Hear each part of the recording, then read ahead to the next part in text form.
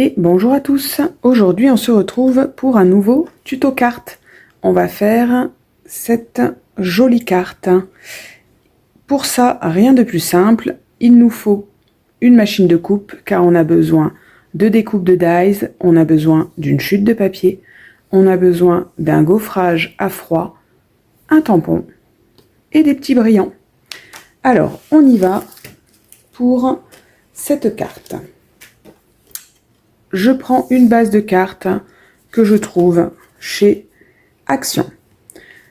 Je prends une bande de papier qui fait 3 cm sur la longueur de ma carte, ici 15 et demi.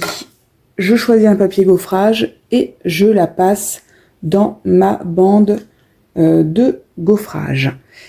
Pendant que je suis avec ma machine de coupe, je vais également faire une découpe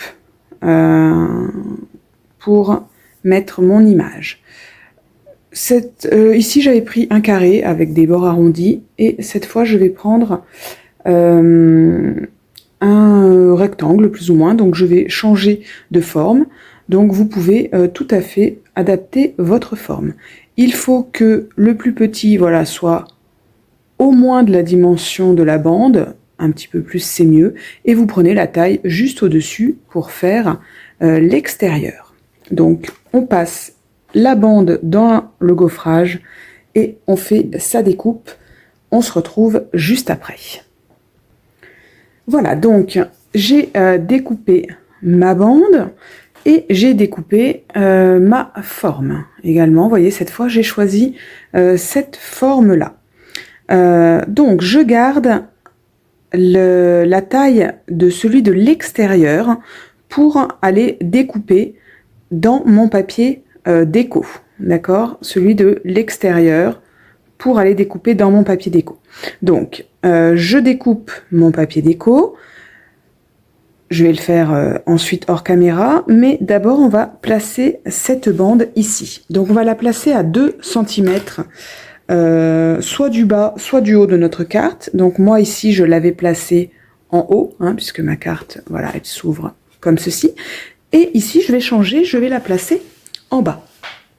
Donc, je vais me faire un petit repère à 2,1 cm, de façon à pouvoir recouvrir mon petit trait et à être sûr d'être bien droit sur toute ma longueur. Donc, je mets de la colle ou, comme moi, du scotch double face derrière ma petite bandelette. C'est pas facile de l'attraper parce que, du coup, c'est texturé, il y a du relief. Donc, le scotch doit passer un petit peu partout dans tous les reliefs. Voilà.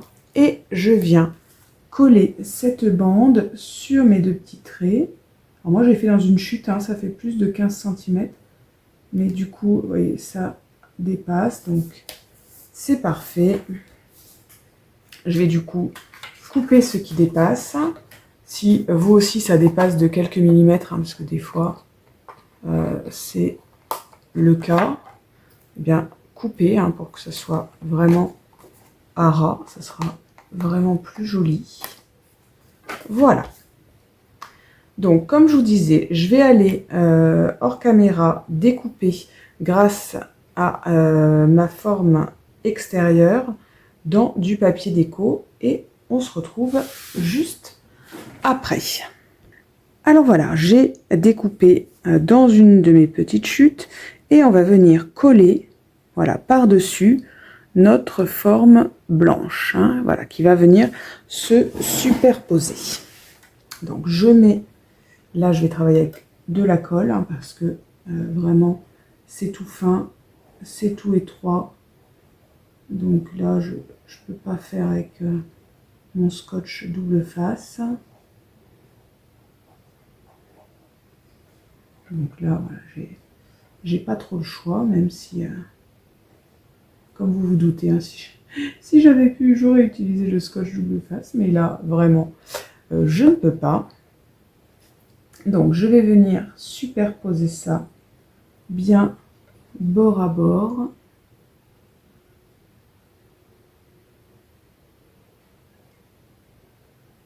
l'avantage de la colle, c'est que je peux vérifier que je suis bien bord à bord, justement. Hop, un petit sopalin pour aplatir le tout. Faire sortir la colle éventuelle.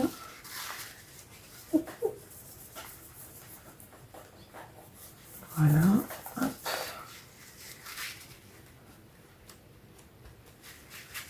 Hop, voilà. Et voilà.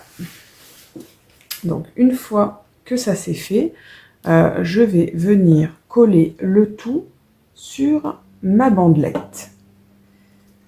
Et là, j'utilise du scotch double face. Hop. J'ai mon lave-vaisselle qui fonctionne. Et il est dans une phase... Il fait du bruit. J'espère que ça ne vous dérange pas trop. Des fois, on a du mal à se rendre compte de ce qui va s'entendre sur une vidéo. Ça fait une espèce de bourdonnement régulier.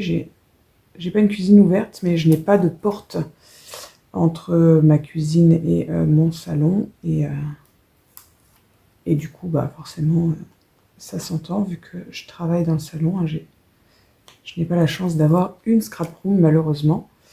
Mais voilà, donc ça s'entend un petit peu. Voilà, donc là, c'est le moment de se dire, est-ce que je le mets à gauche, est-ce que je le mets à droite? Ça n'a pas trop d'importance. Je vais opter pour... ce côté-là.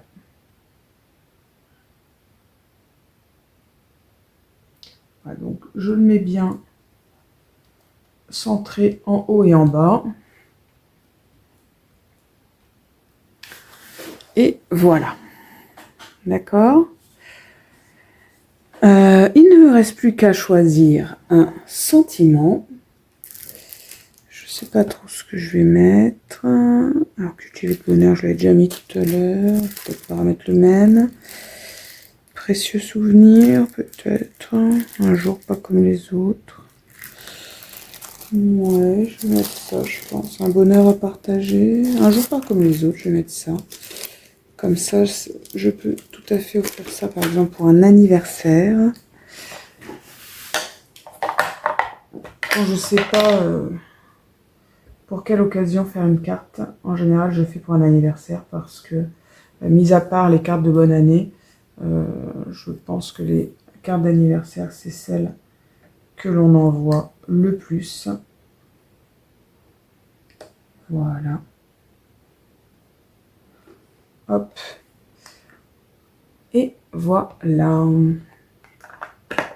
Donc maintenant, ma carte est quasi finie. Je vais juste aller chercher des petits brillants pour